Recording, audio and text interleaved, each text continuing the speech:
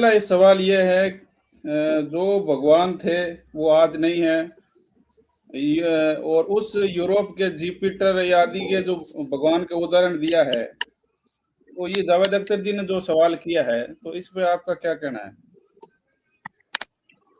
देखो, जावेद अख्तर जी बहुत जगह पे बहुत ज्यादा सही है और सबसे बड़ी बात है कि उन्होंने पक्ष लिया है कि सवाल करने चाहिए और मैं काफी प्रशंसा करूंगा इसमें जावेद अख्तर जी की। अगर आप ये कहो कि मैं ज्यादा मेरा झुकाव अगर है तो मैं जावेद अख्तर जी की तर्कपूर्ण बातों को ज्यादा सही और सटीक मानता हूं। और लेकिन बहुत सारी चीजें ऐसी हैं जो जावेद अख्तर जी को भी जाननी जरूरी है और जिनको हमारे जो मौलवी जी थे वो नहीं बता पाए, उसका भी कारण है, वो भी हम चर्चा करेंगे। जो पहली बात ये है,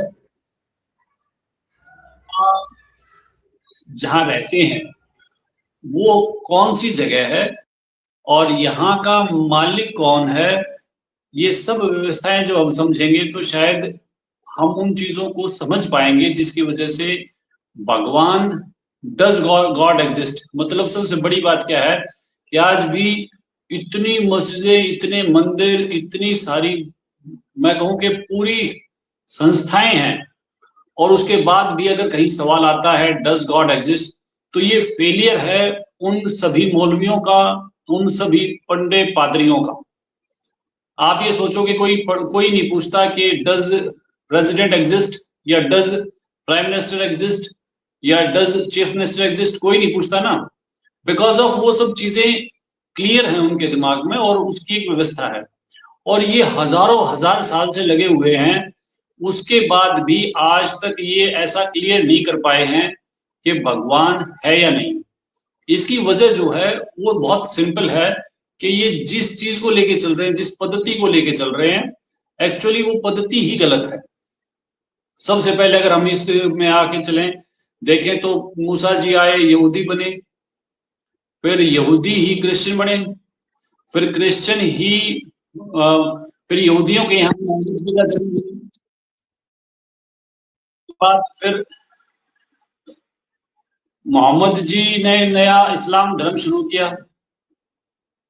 तो ये सारी चीजें जब हम समझते हैं तो यहूदी में अगर कंप्लीट नॉलेज होती तो क्रिश्चियनिटी की जरूरत नहीं थी, और क्रिश्चियनिटी में सब कुछ होता तो मोहम्मदन की जरूरत नहीं थी। तो ये ऐसा क्यों है? ये फेलियर है उन इंस्टीट्यूशन का जो धर्म के नाम पे बनाए गए हैं, और ये सेम यहाँ भी है।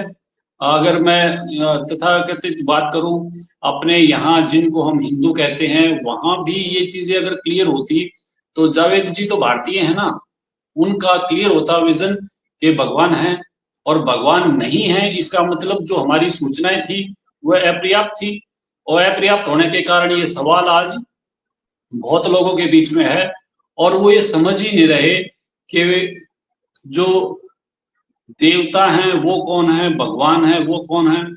और इसको ये मत समझें कि सिर्फ हमारे मुस्लिम भाई ही इस पशोपश में है, नहीं, हमारे सभी भाई इसी दुविधा में है।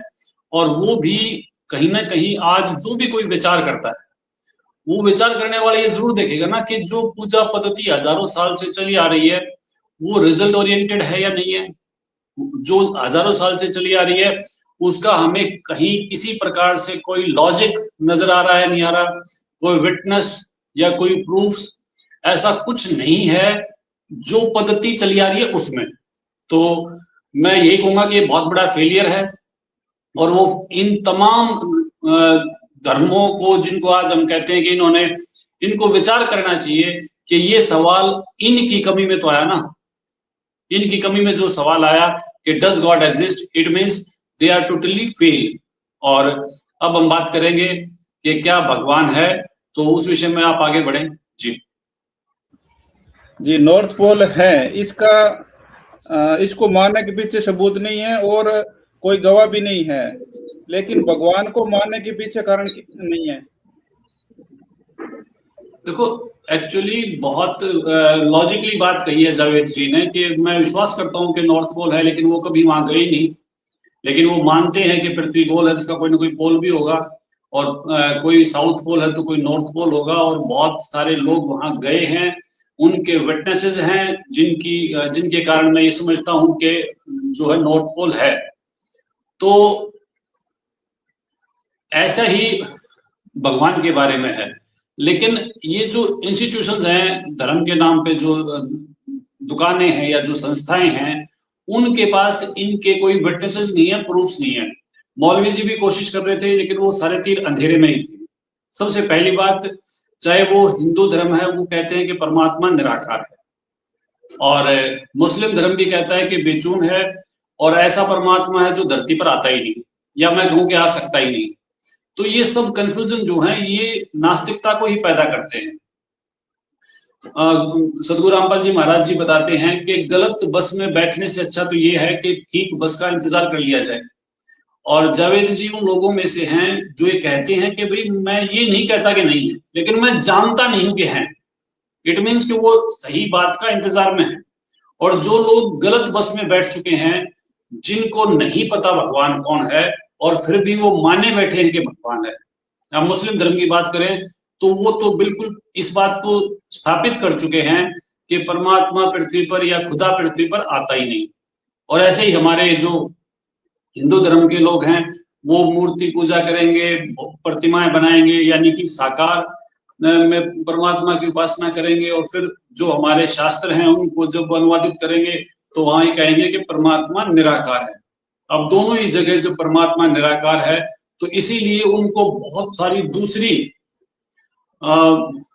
तर्क देने पड़ रहे थे, जिनका कोई आधार नहीं था, उनकी आवश्यकता भी नहीं थी। लेकिन सदगुरु रामपाल जी महाराज जी की दया से ये सब चीजें बहुत अच्छे से क्लियर हैं। चाहे वो मुस्लिम धर्म की पवित्र पुस्तकों की बात है, चाहे वो हिंदू धर्म की पवित्र सदग्रंथों की बात है, उनमें सब में परमात्मा साकार है, और परमात्मा कबीर जी हैं, और वो यहाँ आते रहते हैं। और सिर्फ एक जगह नहीं, उन्होंने बताया भी है कि खुरसान, काबुल किला, बगदाद, बनारस, एक बलख और विलायत तक हम ही धारे बेग, यानी कि पूरी पृथ्वी पर कबीर परमात्मा प्रकट होते हैं, मानव की तरह विचरण करते हैं, और कविताओं के माध्यम से अपना ज्ञान कहते हैं, और बहुत सारे प्रूफ देते हैं कि ऐसे बहुत सारे गवाह हैं, और उन गवाहों की लंबी लिस्ट है।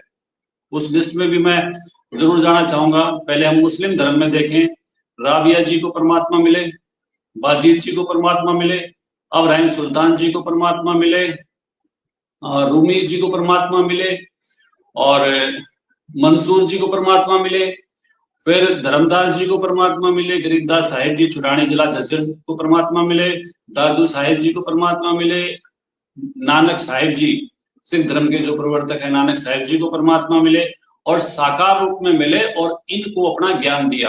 और एक बहुत लंबी लिस्ट है, मैं अगर कहूं तो ये वो गवाह हैं जिन्होंने परमात्मा का साक्षात्कार किया, और परमात्मा ने जो ज्ञान दिया उसी को इन्होंने आगे बढ़ाया।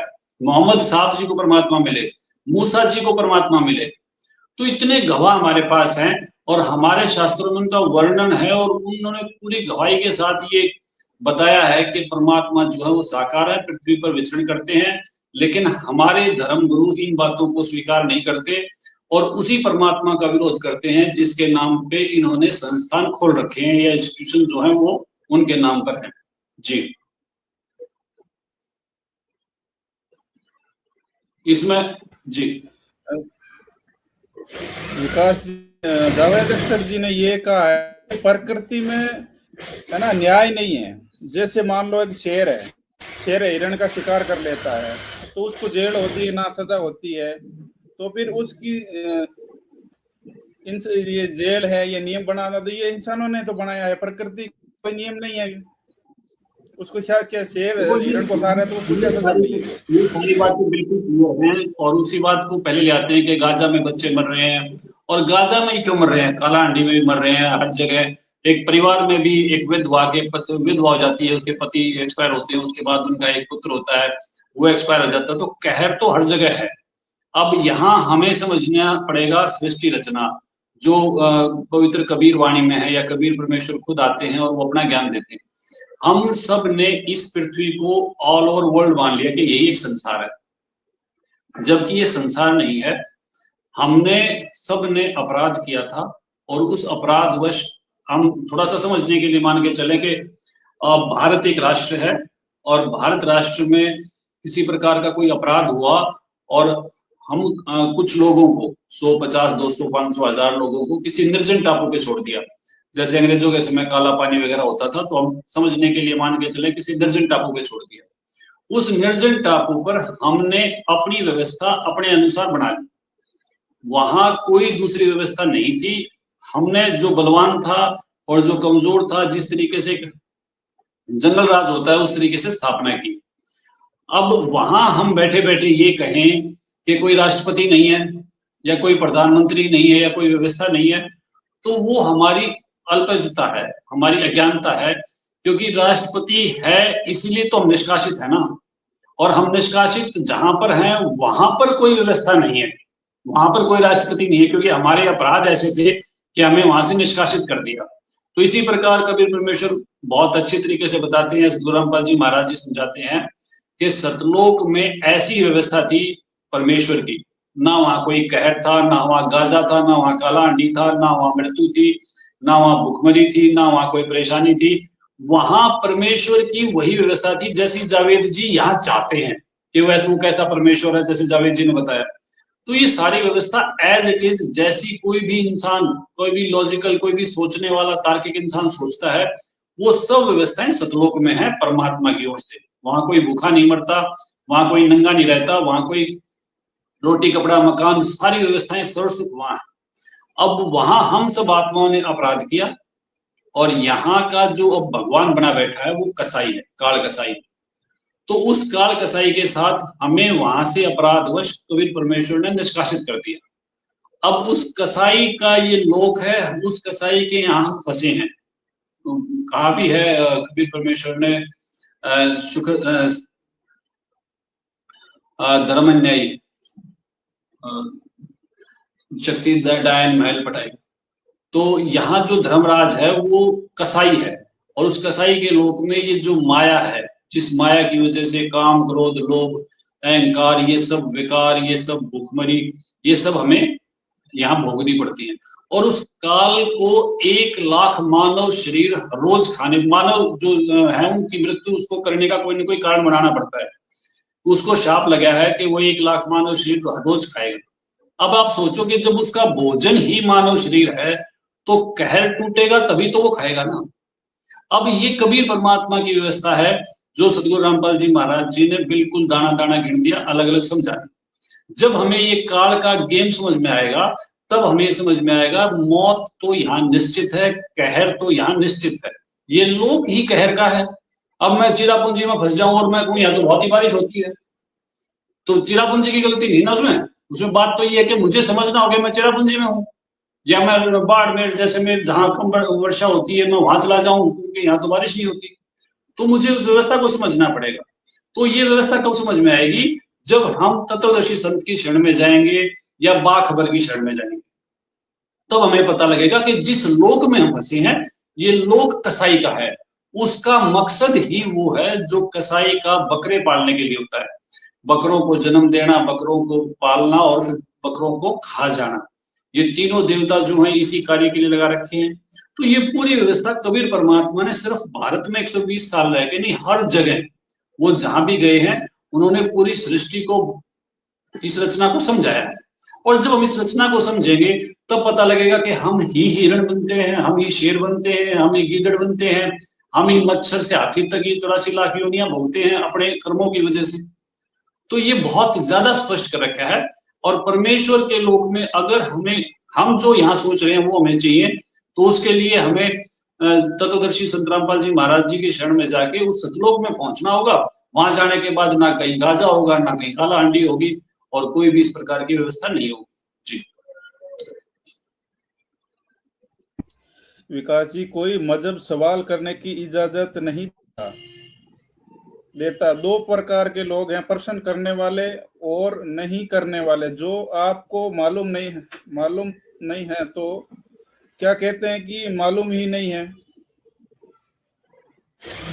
देखो, जो लोग प्रश्न करने नहीं देते तो वही उनकी संकीर्णता को समझना होगा।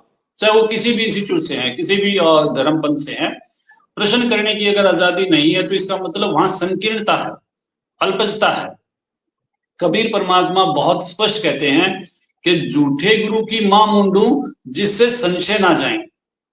इसका तात्पर्य सिर्फ यही है कि जो कबीर परमात्मा हैं वो छूट करते हैं इस बात की, फ्री करते हैं कि आपके संशय जब तक है, जब तक आप प्रश्न करते रहें, सदगुरु के ज्ञान में ऐसी शक्ति होती है, ऐसे उत्तर होते हैं उनके पास कि संशय जो है वो खत्म हो जाते हैं। तो वहां प्रश्न करने की आजादी है और तब तक प्रश्न करने की आजादी है जब तक संशय बने हुए हैं। तो जो तत्वदर्शी संत है वही आपके प्रश्नों का पूरा उत्तर दे सकते हैं, जो बंधे ही एक किताब से हैं और उनको ये तक नहीं पता कि उस किताब का कारण कौन है, वो किताब क्यों आई है। उसी किताब में बहुत सारे रहस्य हैं, उन रहस्यों को समझा नहीं जाता, बस उसको रटा हुआ है। अब कोई भी पुस्तक है, चाहे एक बच्चे के लिए कोई सुबह मतलब उसके पास होती है ABCD का जो उसकी स्टार्टिंग बुक होती है, अगर उसके पास वो भी है तो बच्चा कैपेबल नहीं है उस बुक को पढ़ने के लिए। इसी प्रकार हम भी अपने पवित्र शास्त्रों को पढ़ने के लिए कैपेबल नहीं है, हमें जाना पड़ता है संत की शरण में। और जब हम संत की शरण में जाते हैं तो वहां जाकर हमें ये पुस्तक इनका रहस्य समझ में आता है। और कबीर परमात्मा ने कहा भी है, गुरु बिन वेद पढ़े जो प्राणी, समझे ना सार रहे अज्ञानी।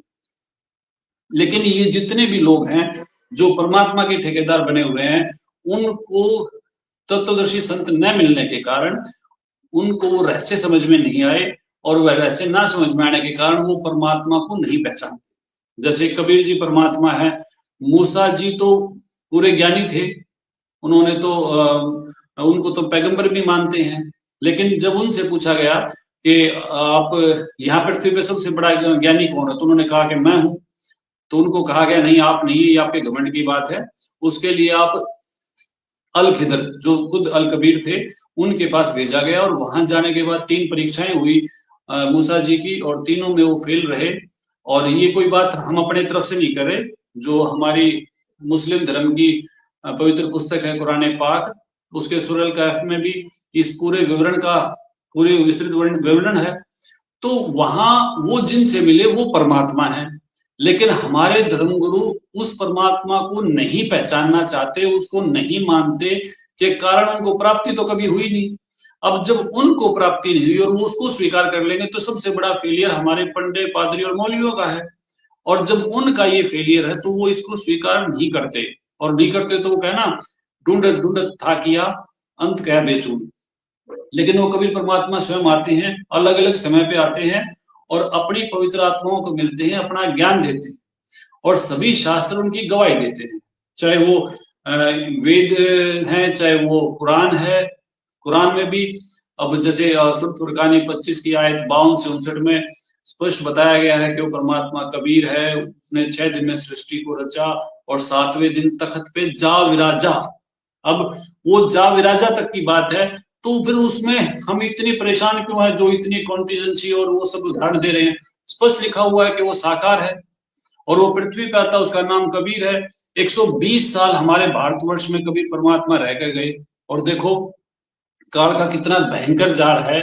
आज भी हम इन चीजों को स्वीकार नहीं कर पा रहे, आज भी इस बात के लिए संघर्ष हो रहा है कि कबीर इज गॉड। और वो भी भारत में 600 साल में, बहुत ज्यादा नहीं हुए, 120 साल तक रह के गए हैं, पूरा अपना ज्ञान दिया है, अच्छे से उन्होंने सबके धागे खोले हैं। चाहे वो मुस्लिम धर्म है उसके बारे में भी उन्होंने कहा कि ये पाखंडी हैं, हिंदू धर्म के बारे में भी कबीर परमात्मा ने बिल्कुल ठोक ठोक के सारी बातें सच सच कही हैं, और बहुत कोशिश भी की कबीर परमात्मा की हत्या की, कबीर परमात्मा को परेशान करने की, लेकिन वो अविनाशी थे। ये सब घटनाएं दर्ज हैं। ये होने के बाद भी अगर आज जावेद जी पूछते हैं कि हुई गॉड एग्जिस्ट और नॉट, या कहने का मतलब है कि भगवान है या नहीं, तो मैं कहूँ ये काल का भयंकर जाल है और इसको समझना होगा। कबीर जी भगवान हैं, कबीर जी परिचय की मोहताज नहीं है। पूरा भारतवर्ष, खासतौर पे जो हमारे पढ़े लिखे लोग हैं, वो तो 100% कबीर जी से परिचित हैं। लेकिन समस्या क्या कहाँ है कि जो मैल जमा हुआ है, ये फिक्स कर रखा है काल ने कि परमात्मा नहीं मिलते, परमात्मा का साक्षात्कार नहीं होता और परमात्मा धरती पर आते ही नहीं। ये चीजें इतनी गहराई तक हमारे मैं कहूँ कि डीएनए में फंसा रखी हैं कि हम इन चीजों को स्वीकार नहीं करते, और इसीलिए फिर ये चीज नास्तिकता की तरफ बढ़ती जा रही है। और ये नास्तिकता की तरफ बढ़ती जा रही है, ये सभी धर्म गुरुओं का या जितने भी संस्थान हैं उनका दायित्व है कि वो विचार करें कि तुम्हारी इतनी सारी बातों के बाद भी अगर नास्तिकता बढ़ रही है तो इसका मतलब यही है ना कि तुम कहीं ना कहीं गलत हो। और वो भी इस गलती को स्वीकार नहीं करते, वो भी हठधर्मी में फंसे हैं। अगर कोई कृष्ण जी को पूज रहा है तो उसने फाइनल कर दिया कृष्ण जी इज गॉड। अब कृष्ण जी इज गॉड, तो फिर क्यों जावेद जी ने पूछ लिया कि गॉड एग्जिस्ट और नॉट? और सिर्फ जावेद जी नहीं, ये जो डिबेट है ये बहुत लोगों ने देखा है। मतलब अगर मैं कहूं कि करोड़ लोगों ने भी ये देखा है, अलग अलग चैनल्स पे इसको डाल दिया गया है, 70 लाख तक तो मैंने देखे हैं। तो 70 लाख लोगों ने देखा है, तो इसका मतलब लोग इंटरेस्टेड है ना इस चीज में, वो कंफर्म नहीं है कि कौन गॉड है। अब शिव जी के मंदिर में गए तो शिव जी इज गॉड, कृष्ण के मंदिर में गए तो कृष्ण इज गॉड, मस्जिद में गए तो वो खुदा है, और वो खुदा है तो उसका पता नहीं है। तो ये सारी समस्याएं जो हैं ये सिर्फ इसलिए हैं कि तत्वदर्शी संत नहीं मिले, उनके ज्ञान से परिचित नहीं हुए। और मैं यही प्रार्थना करूंगा कि तत्वदर्शी संत की शरण में जाएं। यूट्यूब चैनल है संत रामपाल जी महाराज जी के, और बहुत सारा सोशल मीडिया प्लेटफॉर्म है, वहां पे सारे ज्ञान, वेबसाइट है सुप्रीम कोर्ट के नाम से। इनको आप देखें, तार्किक रूप से देखें, निष्पक्ष होकर देखें, तो परमात्मा की पहचान बहुत क्लियर है। और परमात्मा जो कबीर है, हजारों हजार प्रमाण दिए गए हैं, गवाह दिए गए हैं। अब उनको चाहिए था कि गवाह कौन है, तो गवाह तो बहुत सारे हैं जिनको परमात्मा मिले, मैंने गिनवाए भी हैं। उनको प्रूफ चाहिए थे, तो प्रूफ भी कुरान है, वेद है, हमारे पवित्र शास्त्र हैं, नानक जी की वाणी है, गरीबदास साहिब जी की बहुत पवित्र पुस्तक है ग्रंथ साहिब। मतलब कलम तोड़ विवरण है परमात्मा के साकार होने का और कबीर होने का। जी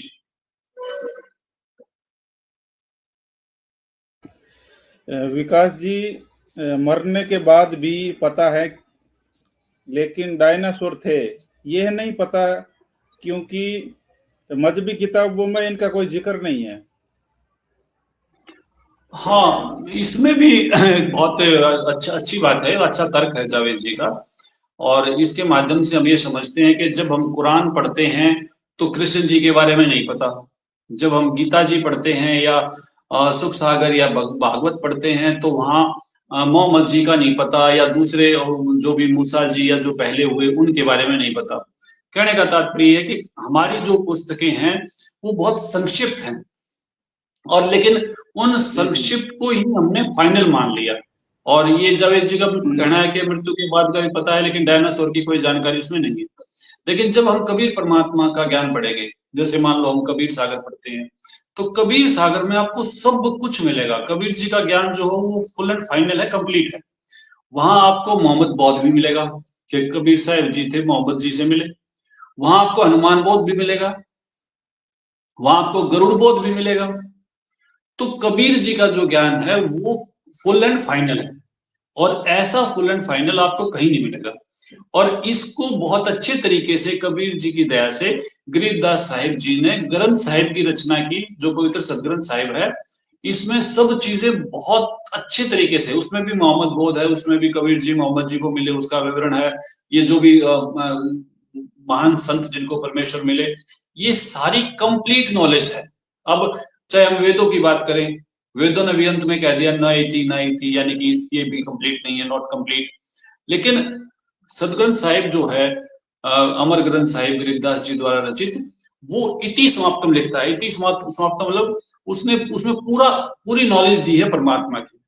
और जब तक आप ये देखें तुलसीदास जी, मैं अगर आपको ही नहीं पहचानूंगा, मैं ये मानूंगा नहीं कि आप का ये चैनल है और आप ये एंकर हैं, 1 मिनट के लिए अगर आपको निराकार कर दे, समझने के लिए बात करें, तो कोई पॉसिबिलिटी नहीं है ना कि मैं आपका एग्जिस्टेंस कैसे साबित करूंगा।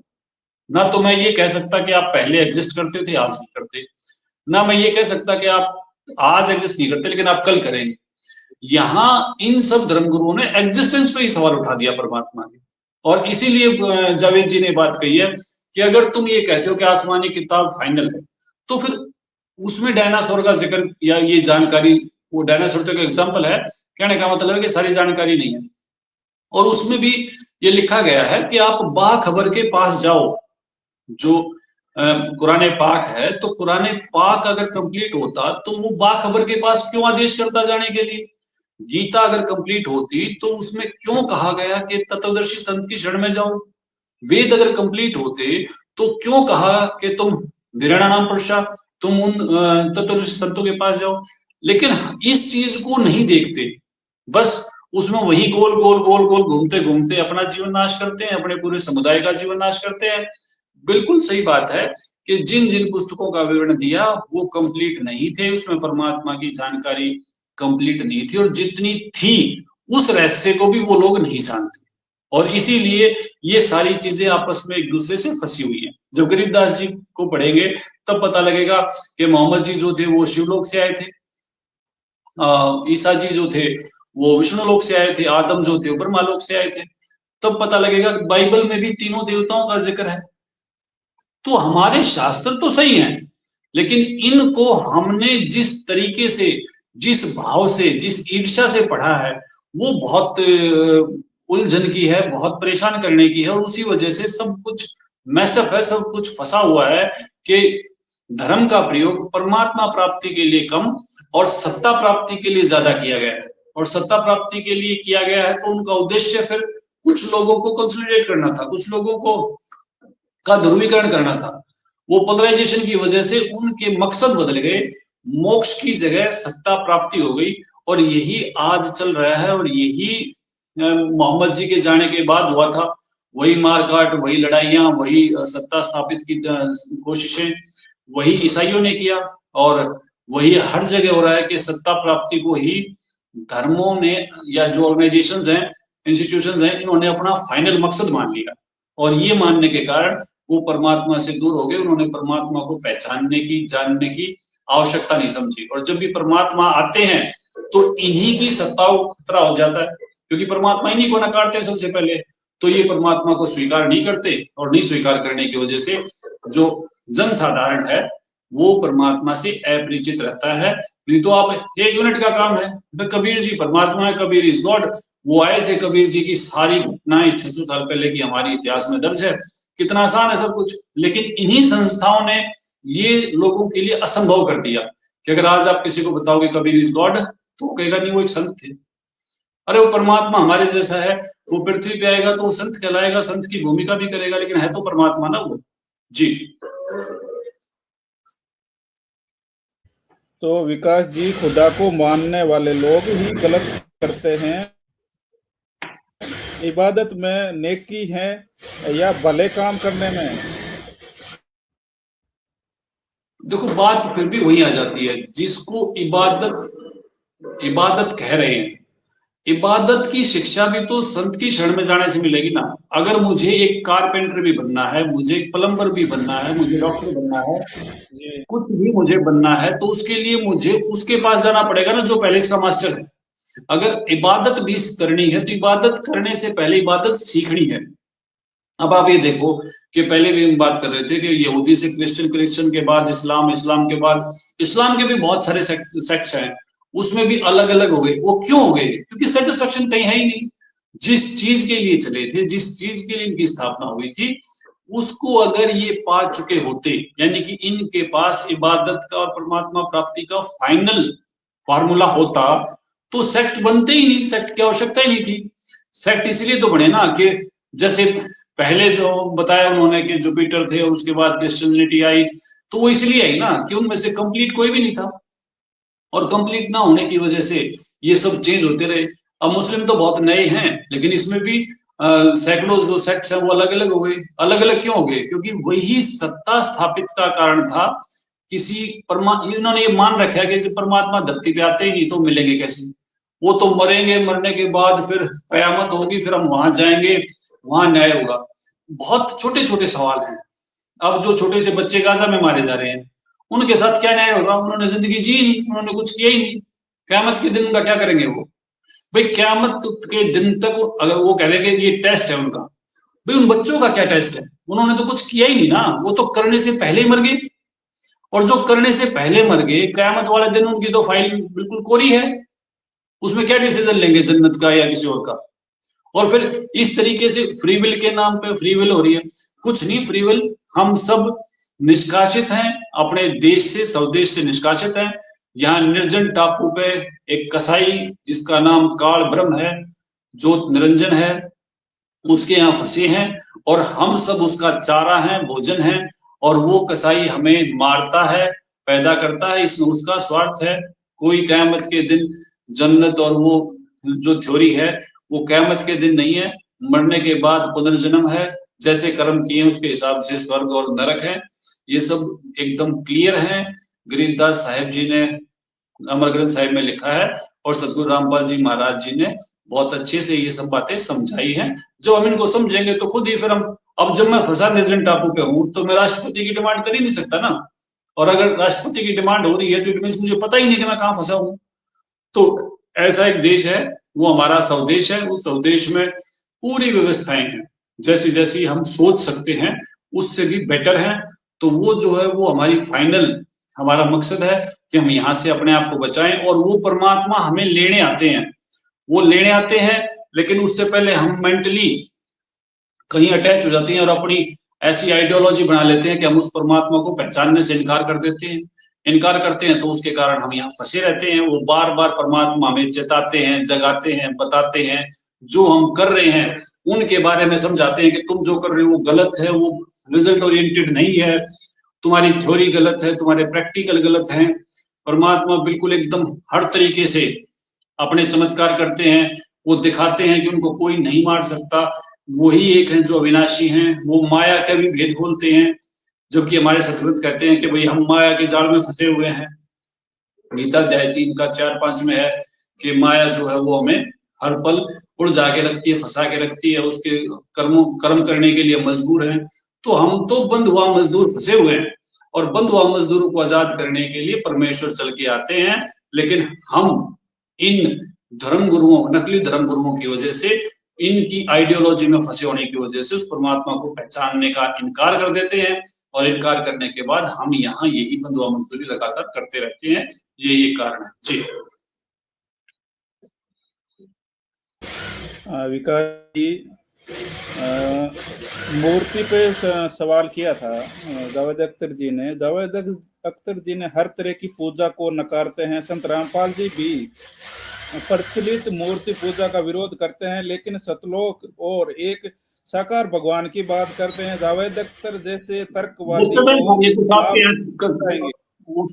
उसको बंद करें, पता नहीं सुन नहीं पा रहे बीच में, उसको बंद करें आप जी। दोबारा बताएं।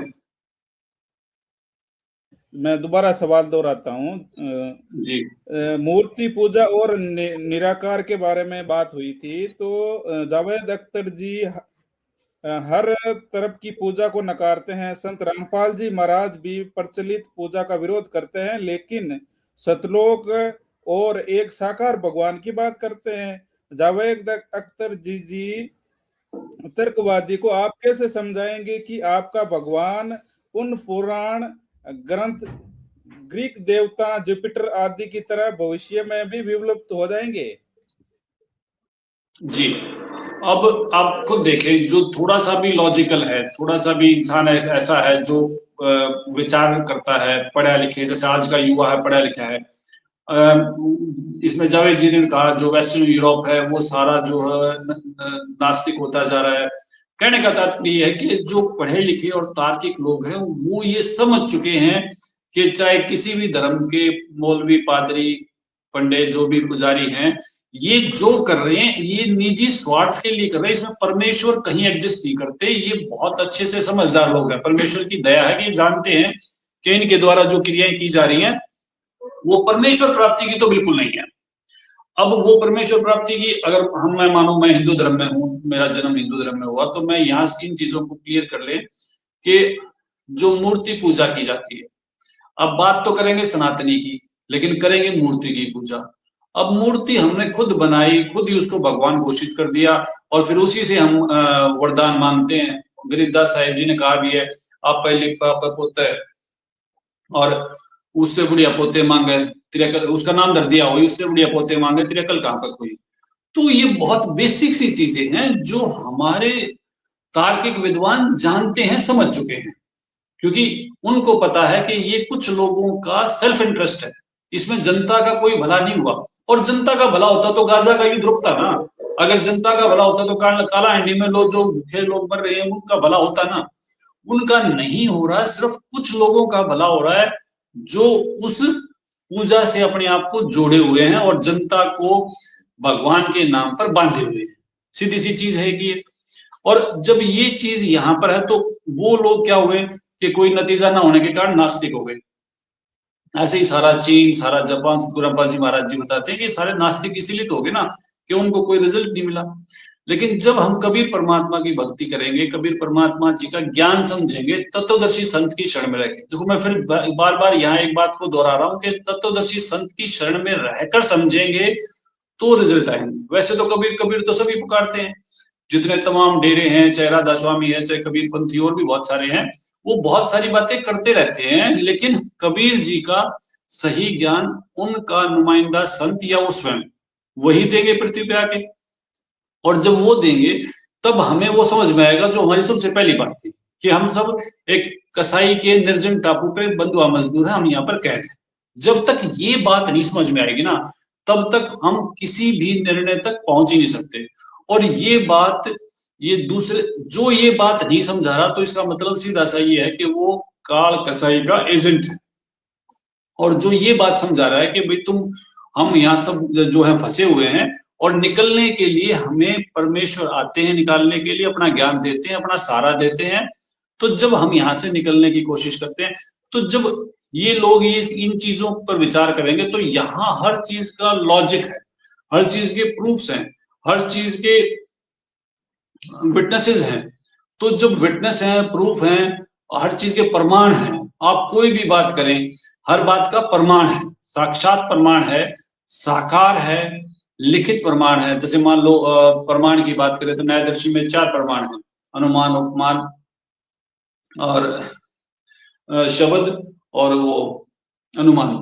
तो जब ये 4 प्रमाण चारों प्रकार से जब वो चीज प्रमाणित हो जाती है तो उसमें कोई संदेह की गुंजाइश ही नहीं है। और संदेह की गुंजाइश नहीं है तो ये जो लॉजिकल लोग हैं, पढ़े लिखे लोग हैं, ये 1 मिनट में इसको स्वीकार कर लेंगे। जी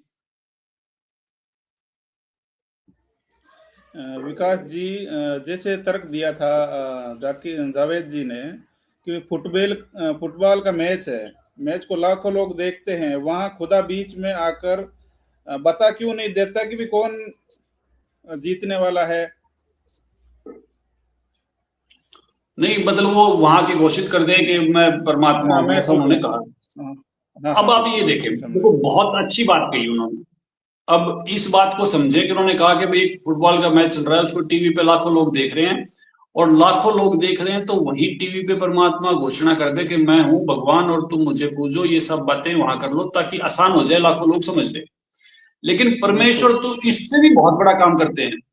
परमेश्वर एक फुटबॉल का मैच 1 घंटा, 2 घंटे, 3 घंटे हो जाएगा, परमेश्वर तो 120 साल तक यहाँ रहे, 120 साल लगातार रहे। मतलब जेठ सुदी पूर्णमासी से 1398 से लेकर और 1518 तक जब 120 साल लगातार रहे तो फुटबॉल मैच की तो रिक्वायरमेंट नहीं रही। और एक समय में हजारों हजार जगह प्रकट होते और अपनी पवित्र वाणी में अपना पवित्र ज्ञान हमें देते। और ये तो उन्होंने लगातार किया, कंटिन्यूअस। 120 साल बहुत ज्यादा हो जाते हैं, ये उन्होंने लगातार किया। इसके बाद वो अपने पवित्र संतों को आकर मिलते, कहीं बेई नदी पे नानक जी को मिल जाते, कहीं सुडानी के खेत में गरीबदास साहिब को मिल जाते, गुजरात में दादू साहिब को मिल जाते, टर्की में रूमी को मिल जाते, उसको बहुत राबिया या मंसूर जी हैं, सबको। मतलब आप ये देखें वो सिर्फ ऐसा नहीं कर रहे, लेकिन जावेद जी को ये सोचना तो पड़ेगा ना कि वो आते हैं और लगातार यहाँ रहते हैं। तो टीवी पे अनाउंस करने की तो बात बहुत छोटी और बहुत मामूली है, वो तो एक क्षण की है, स्वीकार करेंगे नहीं करेंगे वो तो एक घटना मात्र होकर रह जाएगी ना, क्षणिक घटना से। जब 120 साल की लीला के बाद भी जब ये काल का जाल, इनकी जो आइडियोलॉजी है उसमें हम फंसे रह जाते हैं तो एक क्षण में हम कैसे निकलेंगे? 120 साल लगातार रहते हैं और समय समय पर अपनी पवित्र आत्माओं को मिलते हैं, अपना ज्ञान देते हैं, और वो भी पवित्र आत्माएं डंके की चोट पे परमात्मा के गीत गाते हैं, कबीर इज गॉड, परमात्मा कबीर हैं, अपनी अपनी भाषा में वो परमात्मा के का गुणगान करते हैं। हमारे पवित्र शास्त्र जो हजारों साल से हमारे सिर पे हम उनको उठाए उठाए फिर रहे हैं, वो कबीर परमात्मा का गुणगान कर रहे हैं। इसके बावजूद हम आज तक नहीं समझ पाए, जावेद जी जैसे तार्किक इंसान इस बात को जान नहीं पाए, विचार नहीं कर पाए कि कबीर परमात्मा है। तो फुटबॉल की एक घटना से क्या कुछ हो जाएगा, आप इसका अंदाजा लगा सकते हो जी। जावेद जी ने और भी सवाल किया था कि बुराई बना ही क्यों, इंसान की फ्री विल से क्या मतलब है, मेरी मौत किसके हाथ में है, इंसान या खुदा। बकरे की मौत किसके हाथ में है, बकरे के या कसाई के? तो कसाई ये के। स्पष्ट कर दिया कबीर जी ने कि हम कसाई के लोक में फंसे हैं। शिखर सुन में धर्म अन्यायी, शक्ति डायन महल पठाई, यहाँ का जो राजा है वो कसाई है। जब हम यहाँ फंसे हुए हैं कसाई के यहाँ, तो बकरे की अपनी क्या औकात बची, और बकरे की क्या फ्री विल रही। बकरे के पास क्या है, ठीक है बकरे को चारा मिल गया, पानी मिल गया, रहने के लिए जगह मिल गई, लेकिन फाइनल मकसद क्या है, बकरा क्यों पाला जा रहा है? बकरा इसीलिए पाला जा रहा है कि बकरे को जो है वो काल एक दिन आएगा और उसको खा लेगा। तो जब हम हमारी यहाँ पर कोई स्वतंत्रता है ही नहीं, हम बंधुआ मजदूर हैं, कसाई के यहाँ बकरे हैं, तो क्या बच गया इसके में। और दूसरा, जितने भी मतलब इतनी स्पष्टता से कबीर परमात्मा ने कहा है, इतना तो कोई भी नहीं कह सकता। ब्रह्मा विष्णु महेश्वर माया और धर्मराय कहिए, इन पांचों मिल प्रपंच बनाया, वाणी हमरी लई, ये गिरिदास साहिब जी की वाणी है। इन पांचों मिल जीव अटकाए, युगन युगन हम आण छुटाए, बंदी छोड़ हमारा नामम, अजर अमर है अस्त्र ठामम। मतलब इससे क्लियर कहीं पॉसिबल है कि जिनको हमने मान रखा है ये हमारे देवता हैं, उनके बारे में गिरिदास साहिब जी कबीर जी से प्राप्त ज्ञान में हमें क्या समझा रहे। और इसी को मतलब माया आदि निरंजन, भाई निरंजन शब्द काल के लिए ज्योत निरंजन, अपने जाए आपे खाई, ब्रह्मा विष्णु महेश्वर चेला, ओम सो हम का है खेला, शिखर सुन में धर्म अन्यायी, जिन शक्ति डायन महल पठाई, लाख ग्रास नित उठ दूती, माया आदि तखत की कुती, सवा लाख घड़िए नित भांडे, हंसा उत्पत्ति प्रलय डांडे। ये तीनों चेला बटपारी, सिरजे पुरुषा सिरजी नारी।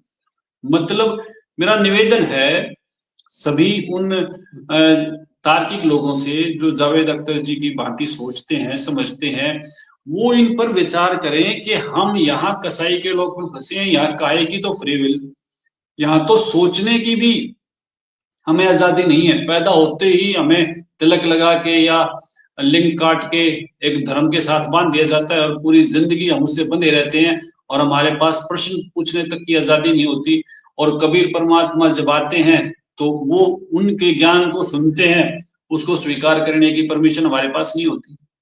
तो ये यहाँ कोई फ्री विल नाम की कोई चीज नहीं है। बंधुआ मजदूर के पास क्या फ्री विल होगी? ये तो परमेश्वर आते हैं, दया करते हैं, और जो परमेश्वर के ज्ञान को समझते हैं वो फिर समझने के बाद परमेश्वर की दया से वो सब कार्य कर पाते हैं जो स्वदेश जाने के लिए जरूरी है। और हमें स्वदेश जाकर ही वो सुख मिलेगा जिसके लिए हम सब आज यहाँ सिर्फ विचार ही करते हैं जी। विकास जी, मैं वही सवाल को थोड़ा अलग तरीके से आपसे पूछूंगा। विकास जी, जावेद अख्तर जी कहते हैं कि प्रकृति में कोई न्याय नहीं है, जैसे शेर का उदाहरण उन्होंने दिया। अगर रामपाल जी महाराज की शिक्षाओं में कहा जाता है कि ये काल का लोक है जहाँ दुख अनिवार्य हैं, तो क्या हम ये मान लें कि जावेद अख्तर जी ने जिस न्याय की बात कर रहे हैं वे दरअसल इस लोक में मालिक काल की कमी है, ना कि पूर्ण परमात्मा की कमी है? देखो, फिर बात कर रहे हैं, हमने प्रकृति की बात की, शेर की, हिरण की बात की, ये और भी उन्होंने दूसरी वृक्ष उखड़ जाते हैं, आंधी आने पर आंधियों की सजा नहीं होती, इस प्रकार की बात की। आप ये सोचें कि पहला अन्याय तो ये हो गया ना कि जीव को शेर बना दिया, हिरण बना दिया। भाई जो शेर हिरण या लाख 84 के जो जीव हैं वो हमारे ही तो भाई है, परमात्मा की तो आत्माएं हैं। तो पहला न्याय तो ये हो गया। और दूसरी बात, प्रकृति में न्याय नहीं है। प्रकृति को तो डायन कह दिया ना, प्रकृति शक्ति, ये जो दुर्गा है इसी को तो प्रकृति कहा गया है। और इसको क्या कह दिया, मतलब बहुत स्पष्ट कह दिया। इसके बाद मेरे ख्याल में कुछ बचता नहीं कि शिखर सुर, गरीबदास साहिब जी की वाणी है, शिखर सुर में धर्म अन्यायी, शक्ति डायन महल पठाई। तो जावेद जी बिल्कुल सही कह रहे हैं कि प्रकृति में न्याय नहीं है, क्योंकि न्याय करने के लिए प्रकृति बनी ही नहीं। प्रकृति का तो काम ही हमें यहाँ फंसा के रखने का है, और वो फंसा के भली बाती रखती है। हमें पता ही नहीं लगने देती कि हम कहाँ पर फंसे हैं और कैसे फंसे हैं और कैसे निकलेंगे। ये सारे कार्यक्रम प्रकृति के ही हैं। और प्रकृति एक देवी है जिसको दुर्गा देवी भी कहते हैं। वो काल निरंजन ज्योति निरंजन की पत्नी है। बहुत अच्छे तरीके से सद्गुरु रामपाल जी महाराज जी ने समझाया है। तीनों इसके पुत्र हैं। मैं दोबारा पढ़ देता हूं, ब्रह्मा विष्णु महेश्वर माया और धर्मराय कहिए। इन पांचों मिल प्रपंच बनाया, वाणी हमरी लिए। अब आप ये देखो कि पांचों मिलके जाल बनाया है। इन पांचों मिल जीव अटकाए, युगन युगम आन छुटाए। तो न्याय की अपेक्षा करना ही कैसे करेंगे। अब जिसकी वजह से मैं फंसा हूं, जिसने मुझे फंसा रखा है, वहां न्याय सोचना ही कैसे पॉसिबल है। न्याय तो स्वदेश में होगा ना, जहां हमारे राष्ट्रपति हैं, परमपिता परमात्मा की व्यवस्था है, वहां न्याय होगा ना। यहाँ निर्जन टापू पे हमने अपने हिसाब से, वो जो बलशाली है वो कमजोर को खा लेता है, तो यहाँ कैसे न्याय होगा। तो यहाँ तो न्याय की हवा भी नहीं है। ये दुखालय बताया परमेश्वर ने। वो अपना जो घर है उस घर में न्याय है। जिस घर में हम अपराध की वजह से नहीं रह पाए, हमें वहां से निष्कासित कर दिया जी। वो फ्री विल वाला मैं दोबारा से थोड़ा सा अपने तरीके से बताता हूँ। अगर सब कुछ परमात्मा के विधान या काल के जाल में है, पहले से तय है, तो अपराधी को दोषी क्यों। यदि एक व्यक्ति मांस खाता है या चोरी करता है या और रामपाल जी महाराज कहते हैं कि ये वे काल के प्रभाव में है, तो सब व्यक्ति की अपनी आजादी कहाँ बची। क्या उसने सजा देने के कोई वाक्य है।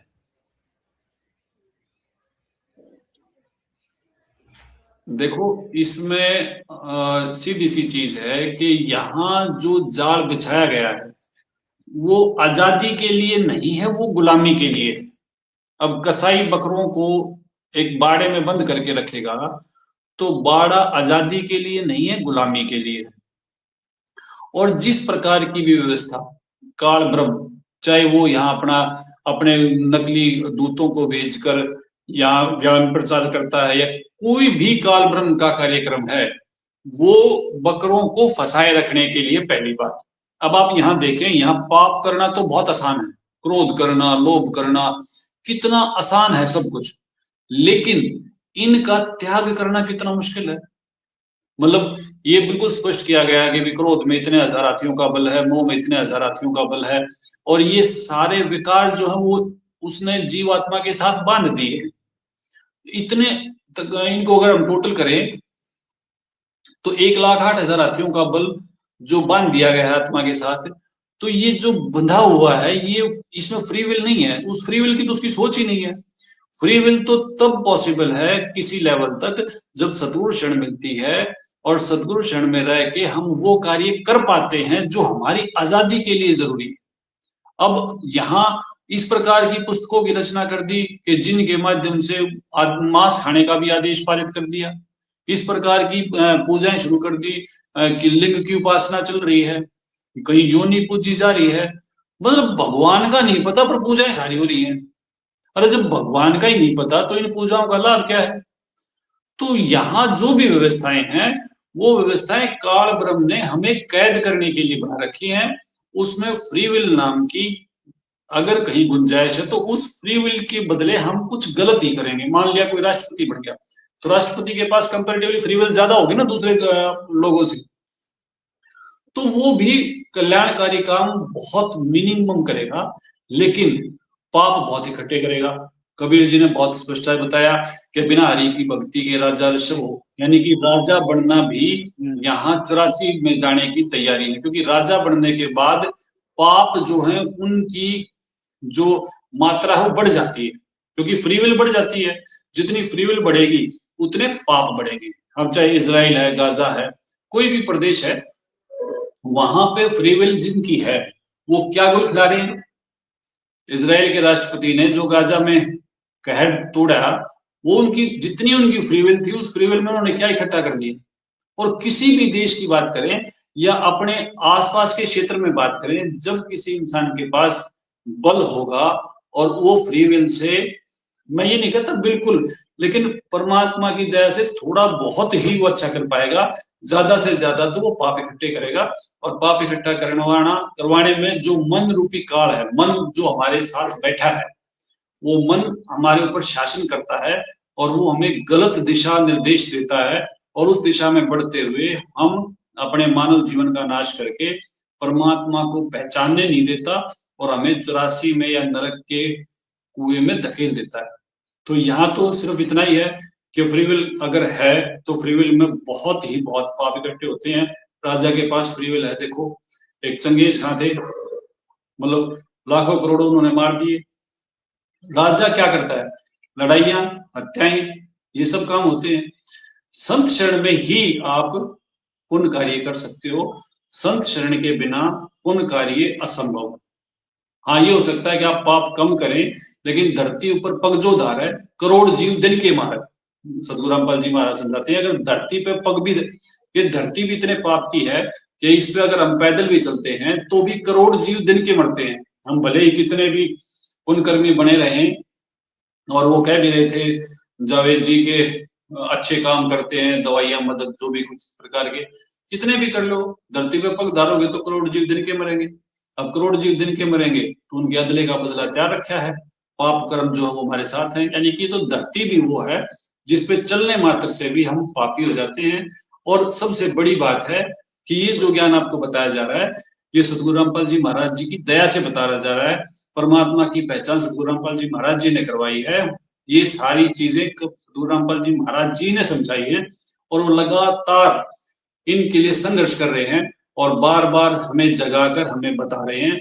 लेकिन फिर भी हमारा मैल इतना ज्यादा है, हम जिन संस्थानों से पहले बंधे थे या आज जो लोग बंधे हैं, वो परमात्मा का जानते कुछ नहीं, लेकिन विरोध बार बार करते हैं, लगातार करते हैं। और हर संत के साथ क्यों होता है, हर संत को पत्थर क्यों लगते हैं, संत जेल में क्यों जाते हैं, संत के साथ दुर्व्यवहार क्यों होता है?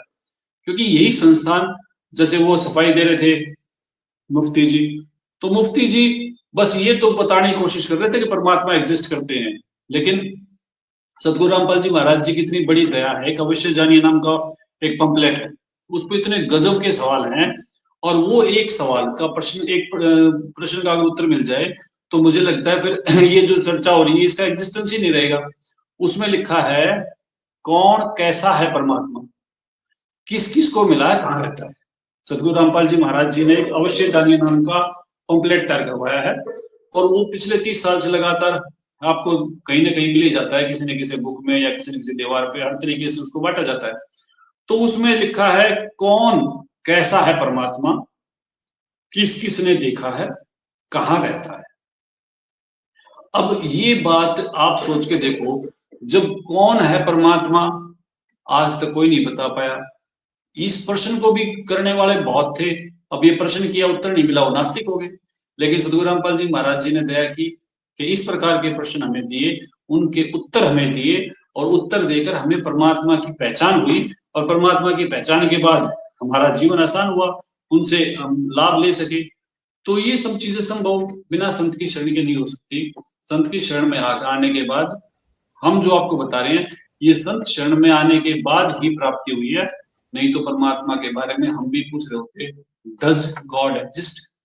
लेकिन अब हम कह सकते हैं कि परमात्मा कबीर जी हैं, बहुत सारे गवाह उनके हैं जिनको वो मिले हैं। तो परमात्मा के बारे में सदगुरु रामपाल जी महाराज जी की वेबसाइट है, उनके चैनल्स हैं, उनका सत्संग है, जो कंप्लीट और परफेक्ट नॉलेज देते हैं परमात्मा के बारे में। तो जितने भी हमारे भाई हैं जो परमात्मा की तलाश कर रहे हैं, उनसे हमारी हाथ जोड़ के विनती है, निवेदन है कि वो सदगुरु रामपाल जी महाराज जी का सत्संग सुने, परमात्मा को पहचाने और अपने जीवन का कल्याण करवाएं, काल कसाई से अपना पीछा छुटवाएं और स्वदेश वापस जाएं, जहां जाने के बाद ना तो किसी की मृत्यु है और ना किसी का बुढ़ापा है और ना किसी के प्रकार के दुखों के कहर है। जी। विकास जी, धर्म पर सवाल पूछने पर गलत क्यों माना जाता है? क्या सत्य सवालों से डरता है क्या? हर कोई मुस्लिम धर्म में पूछ लो, चाहे हिंदू धर्म में पूछ लो, ये सबको गलत ही बोलते हैं कि भाई आप गलत कर रहे हो। जब अध्यापक के पास उत्तर नहीं होता तो उसको बच्चे डरा के भागने पड़ते हैं। अब ये जो अध्यापक बने हुए हैं इनके पास उत्तर तो है नहीं। अब उत्तर नहीं है तो इनको वो विद्यार्थी या जो भी इनके मैं विद्यार्थी तो क्या कहूँ, इनके कस्टमर, इनके जो ग्राहक हैं वो इनको बांध के रखने हैं। अब बांध के रखने क्या करेंगे कि बस तुम्हें जो बता दिया वही फाइनल है। और इतनी ज्यादा पाबंदी है कि उसको यहाँ तक की बात है कि उसको धर्म का गद्दार या धर्म का विद्रोही या परमात्मा का विद्रोही तक घोषित कर दिया जाता है। मतलब ऐसे ऐसे आरोप हैं, ऐसे ऐसे कानून भी बना चुके हैं बहुत सारे देश, जो कि बहुत ही दुर्भाग्यपूर्ण है। लेकिन करें क्या भाई, ये जो लोक है, ये लोक ऐसा है, यहाँ का शासक जो ज्योतिर्मय रंजन काल ब्रह्म है वो ऐसा है, और जो दुर्गा के रूप में शक्ति है वो उनका सहयोग कर रही है। तो हम ऐसी जगह पे फंसे हैं जहां पे ये चीजें पहले भी थी, आज भी हैं, और इस लोक में तो ये रहेंगी। अगर सुख चाहिए तो इस लोक में वो सब कर्म करने पड़ेंगे जो सतगुरु रामपाल जी महाराज जी बताते हैं, और फिर यहाँ से निकलना पड़ेगा। इससे अन्य दूसरा कोई विकल्प ही नहीं है। बिल्कुल एक सीधा सीधा एक ही रास्ता है, कोई दूसरा विकल्प नहीं है। कबीर परमात्मा है, सतगुरु रामपाल जी महाराज जी उनके रूप में, कबीर परमात्मा के जो है वो स्वयं वहां विराजमान है, उनकी हमें बात माननी है। सतगुरु रामपाल जी महाराज जी की बात मान के, उनके ज्ञान को समझ के, उनकी बताई भक्ति करके इस निर्जन टापू से, इस कसाई के लोक से पीछा छुड़ाया जा सकता है। जी। किस आधार पर किसी एक धर्म ग्रंथ को अंतिम सत्य माने? तर्क और प्रमाण के साथ। प्रमाण क्या है? बहुत बहुत बढ़िया प्रश्न है। सब अपने आप को बोल। मतलब अभी हम बात कर रहे थे कि जिन जो हमारे धर्म शास्त्र हैं, चाहे वो कुरान पाक है, चाहे पवित्र गीता जी है, वेद है, उन्होंने सब ने ये कहा है कि आप संत की शरण में जाओ। अपनी अपनी भाषा में कुरान में बाखबर कह दिया, वेदों में दृढ़ानाम कह दिया, और गीता में तत्वदर्शी कह दिया। यानी कि उन्होंने आपको आदेश किया है कि आप उस संत की शरण में जाओ। देखो, अगर उसमें ये आदेश है कि संत की शरण में जाओ, तो फिर हमारा कर्तव्य है ना कि हम उस आदेश का पालन करें। सबसे पहले तो हम संत को ढूंढे। अब संत को ढूंढना है तो उसकी पहचान बताई गई है, गीता जी में बताई है, अध्याय 15 के 1 से 4 में। और उसमें पहचान बताई है, उसको ढूंढने का, उसकी शरण में जाने का निर्देश दिया है। तो ये कितना कितना जरूरी है हमारे लिए, जो हमारे धर्म ग्रंथ यही बात कहते हैं। लेकिन ये जो संस्थाएं हैं ये इन चीजों को नहीं समझने देती, नहीं पढ़ने देती। और संत की शरण में जाएंगे तो ये ग्रंथ भी हमें समझ में आएंगे। इन ग्रंथों से हमें पता लगेगा कि कबीर इज गॉड। पहली बात तो ये। और फिर ऐसा कौन सा तार्किक कौन ग्रंथ है? पवित्र अमर ग्रंथ साहिब, जो गरीबदास साहिब जी द्वारा रचित है। ये पूर्ण रूप से शुद्ध है, इसमें किसी भी प्रकार की मिलावट की कोई गुंजाइश नहीं है। ये वो पवित्र पुस्तक है जिसमें कंप्लीट नॉलेज है, तार्किक है, हर प्रकार का उसमें ज्ञान है। जैसे वो कह रहे थे ना जावेद जी के डायनासोर के बारे में नहीं है उसमें, इसमें चिड़िया से लेके इसमें अलग पक्षी भी है जिसके बारे में जावेद जी भी नहीं जानते होंगे। तो उसमें सारी जानकारी है, और उस परमेश्वर की, उसके लोक की, वो किन किन को मिला है। कहने का तात्पर्य है कि कंप्लीट फुल एंड फाइनल जो नॉलेज है वो गरीबदास साहिब जी का अमर ग्रंथ साहिब है। लेकिन यहाँ फिर मैं आपसे प्रार्थना करूंगा कि वो ग्रंथ साहिब भी आप सदगुरु शरण में रहकर पढ़ेंगे, सदगुरु रामपाल जी महाराज जी की शरण में रहकर उसका ज्ञान प्राप्त करेंगे, तो ही वो ज्ञान प्राप्त होगा, तो ही आप उसको समझ पाएंगे। नहीं तो 300 साल से यही था हमारे सबके बीच में, हमने उसको क्यों नहीं समझा? क्योंकि गुरु बिना नहीं समझ सकते ना। गुरु बिन कहाऊ ना पाया गया ना, जो थोथा बुस छड़े मूड किसाना। तो ये बहुत जरूरी है। जो कंप्लीट बुक है वो सतगुरु रामपाल जी महाराज जी की दया से, जब हम गरीबदास साहिब जी का ग्रंथ साहिब जो है उसका ज्ञान प्राप्त करेंगे, तो वो पूर्ण रूप से तार्किक है, उसमें complete and full and final knowledge. जी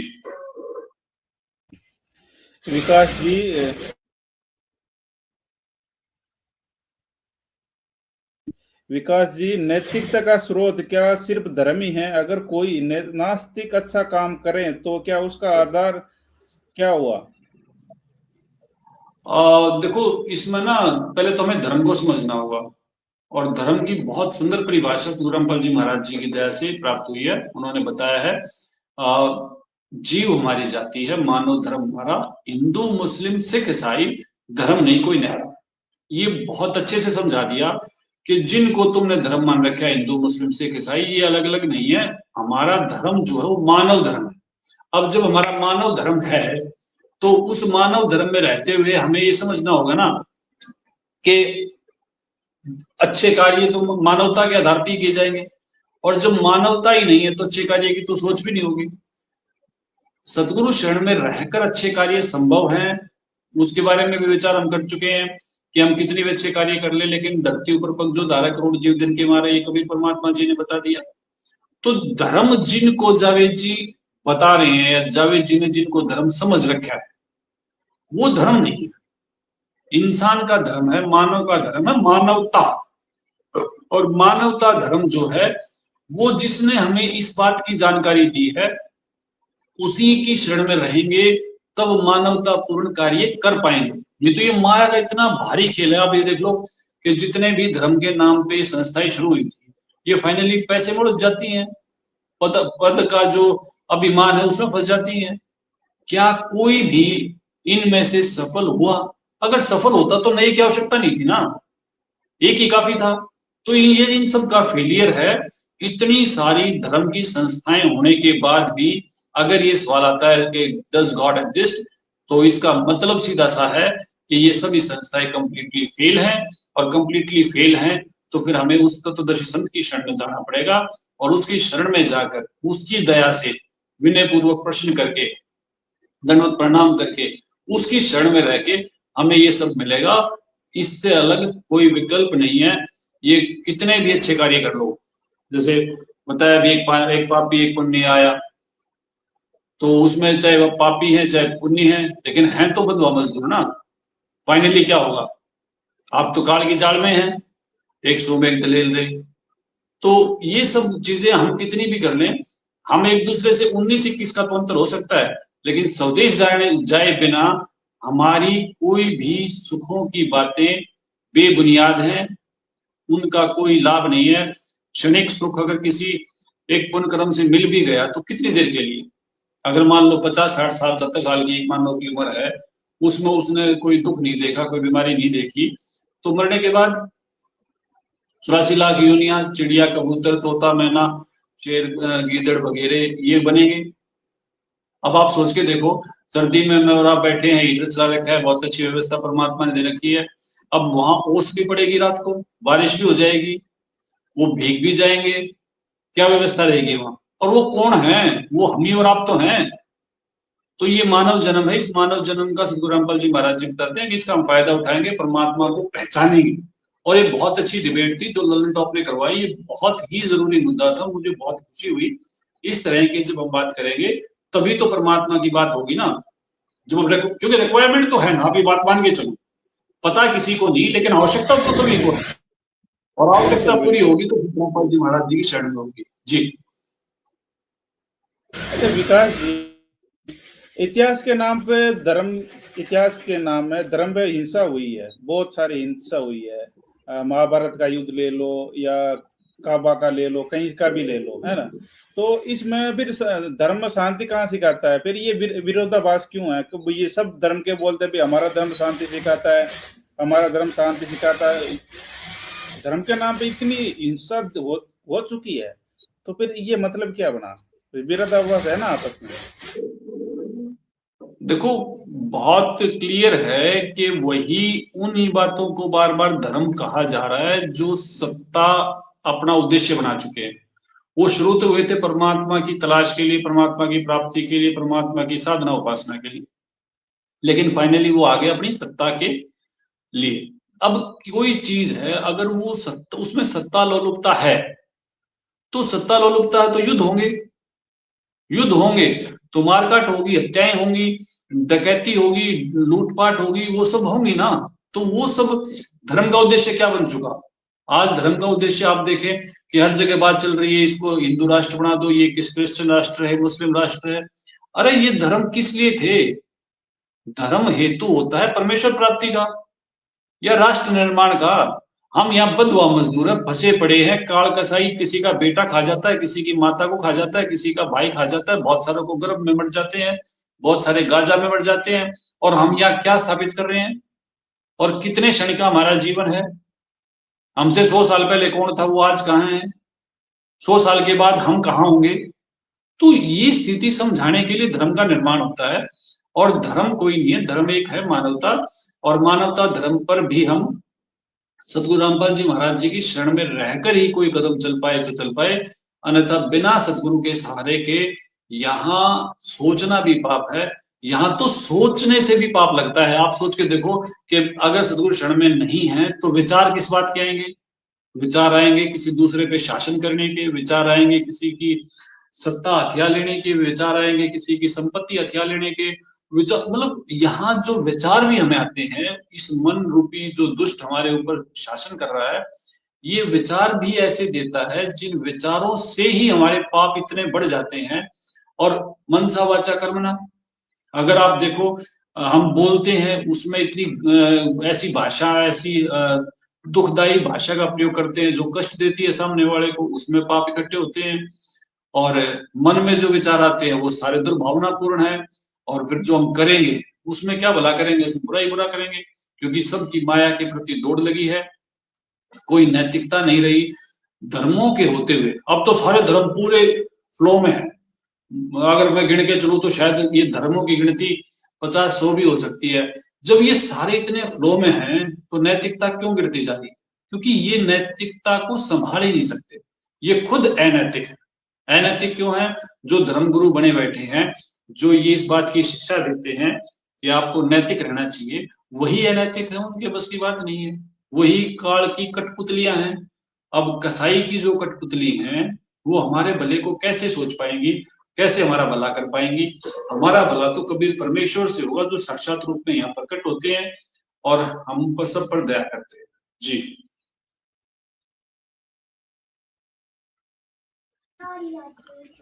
विकास जी, ये बताइए, प्राकृतिक आपदाएं, भूकंप, महामारी ईश्वर की इच्छा है या व्यवस्था की विफलता, कौन जिम्मेदार है? देखो, मैं फिर बता रहा हूँ, यहाँ का जो ईश्वर बन के बैठा है, जो यहाँ का शासक है, उसका स्वार्थ हमारा मानव जीवन नाश करके हमारी मृत्यु उसका भोजन है।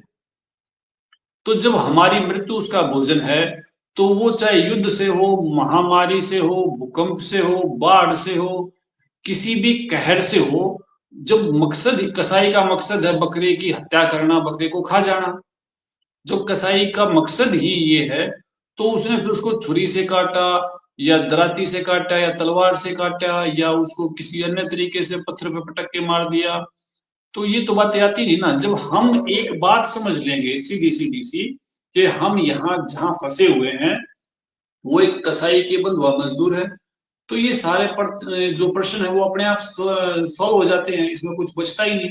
फाइनल चीज ये है कि जब हम यहाँ जहां पर हैं वो लोग ही ठीक नहीं है, वो जगह ही ठीक नहीं है। जी जावेद अख्तर जी का और कई लोगों के ये सवाल होते हैं कि भी अगर दुआ करने से या साधना करने से ये सब कुछ बदल जाता है। डिस्टर्बेंस क्यों आ रही है आपके पास? बहुत डिस्टर्बेंस आ रही है, कोई मशीन जैसी चल रही है।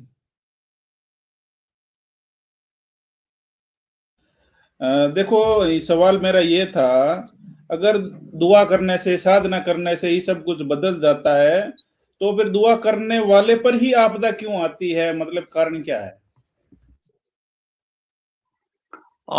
मैं आपको जानता नहीं, मेरे पास आपका फोन नंबर नहीं, तो क्या तो मेरी दुआ होगी और क्या उसके प्रतिफल होंगे?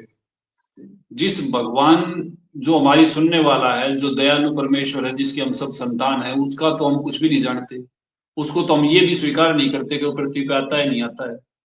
हम जो दुआ करते हैं उस दुआ से पहले, दुआ माने पुकार, मान ले प्रार्थना, तो मुझे कोई प्रार्थना करनी है समझने के लिए, मान के चले हमें किसी प्रधानमंत्री राष्ट्रपति से प्रार्थना करनी है, तो हमें ये पता तो होना चाहिए ना कि क्या प्रधानमंत्री राष्ट्रपति एग्जिस्ट करते हैं और वो कौन है, उनका एड्रेस क्या है।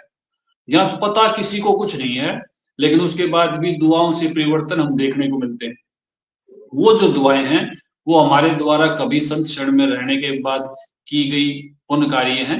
उन पुण्य कार्यों के फलस्वरूप हमें यहाँ कुछ राहत मिल जाती है और उसी राहत को हम ये मान लेते हैं कि कुछ परिवर्तन हुआ, वो उस दुआ का असर है। लेकिन इतनी दुआ से कोई काम नहीं चलने वाला। जब संत शरण में रहेंगे और संत आदेश से हम वो सब कार्य करेंगे तो परमेश्वर हर पल हमारी दुआएं सुनता रहेगा और हर पल अपनी रहमत से हमारा कल्याण करता रहेगा। गुजारा उससे होगा। अब दुआ है, एक की दुआ सुन ली, दूसरे की दुआ नहीं सुनी ना। क्यों नहीं सुनी? क्योंकि उसके पुण्य कर्म इतने नहीं थे, इतने नहीं थे तो उसकी दुआ कैंसिल होगी।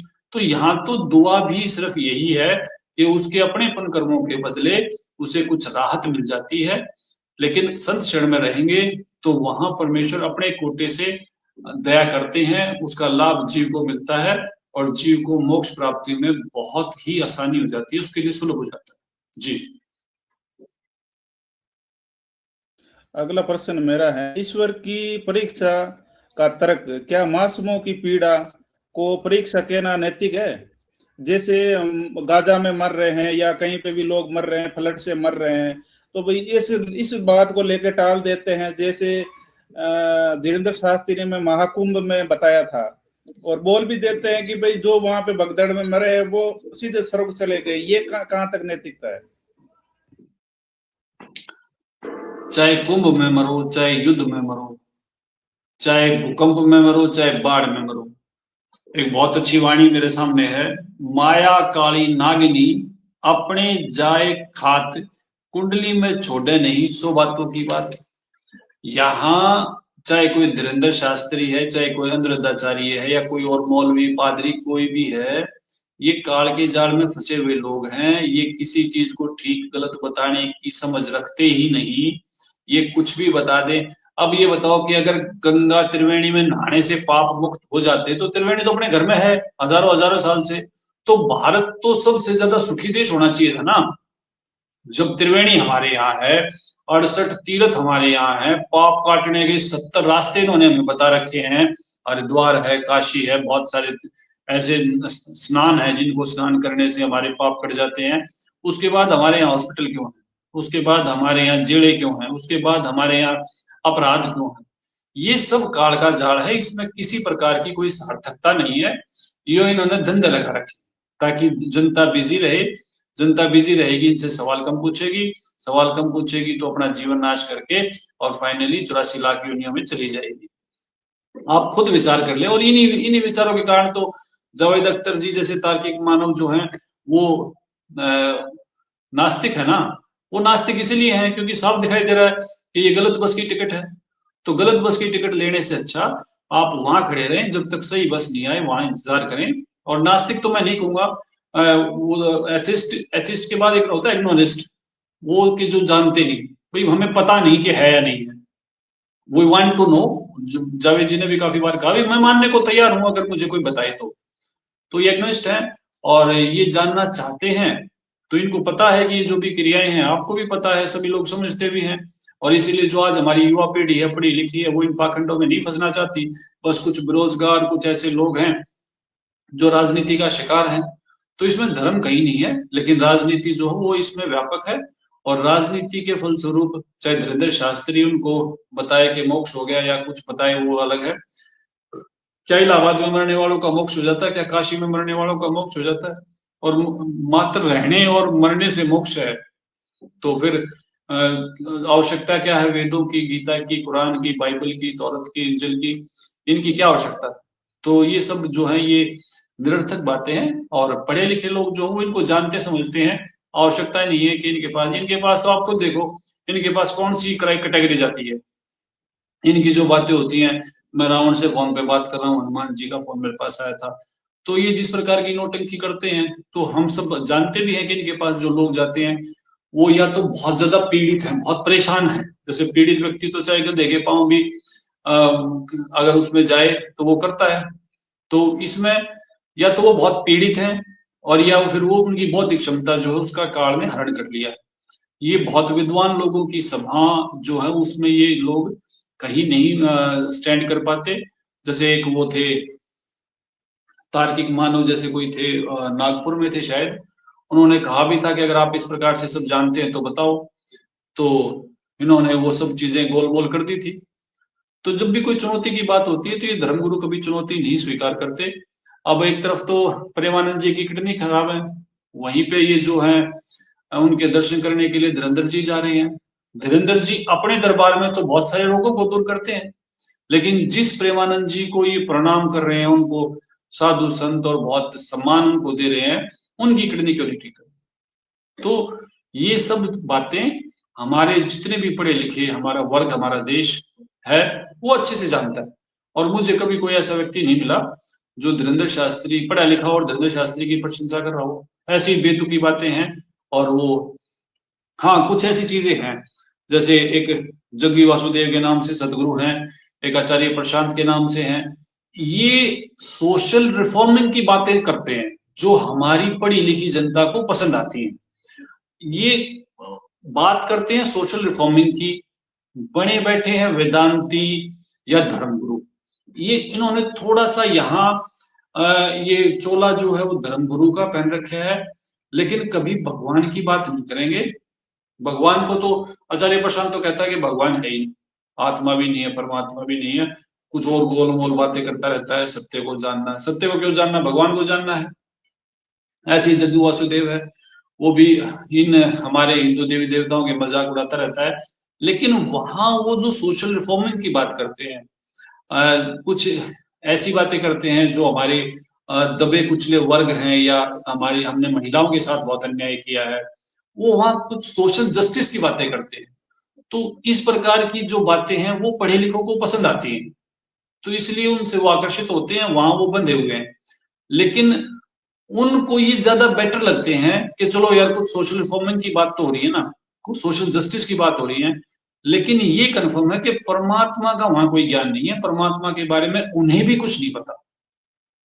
तो ये स्थिति है धर्मगुरुओं की, उसमें सबके अपने अपने अलग अलग लेवल्स हैं, और बहुत सारे मंदिर हैं, बहुत सारी मस्जिद हैं, बहुत सारी चर्च हैं। चर्च तो तकरीबन अब खाली होगी, बहुत ज्यादा लोग नहीं रहे।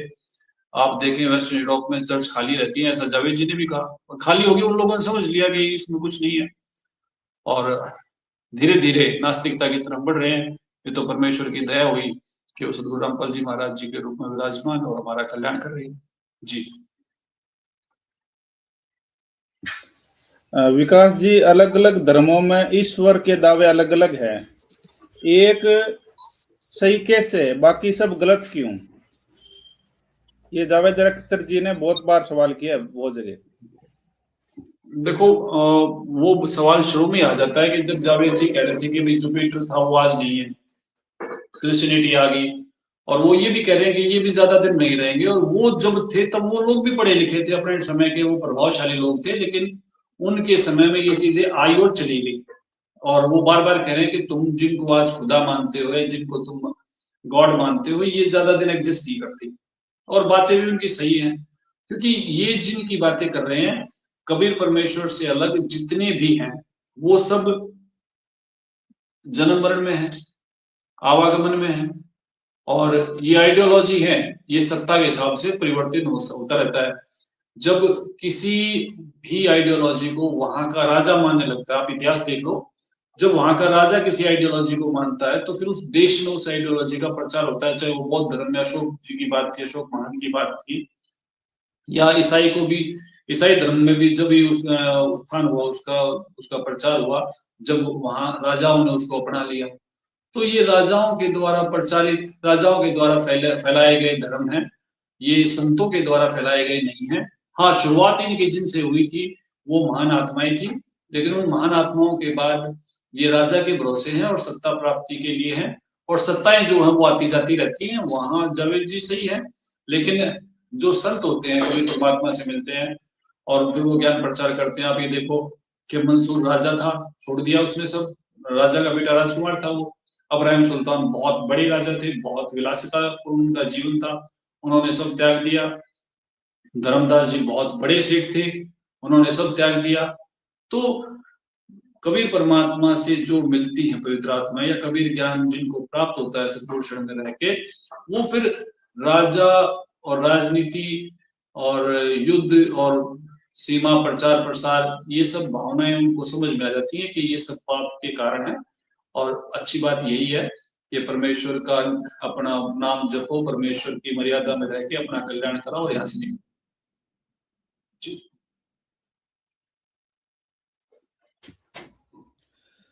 ईश्वर का अस्तित्व मानने के लिए भावनात्मक आस्था काफी है या तर्क संगत प्रमाण चाहिए?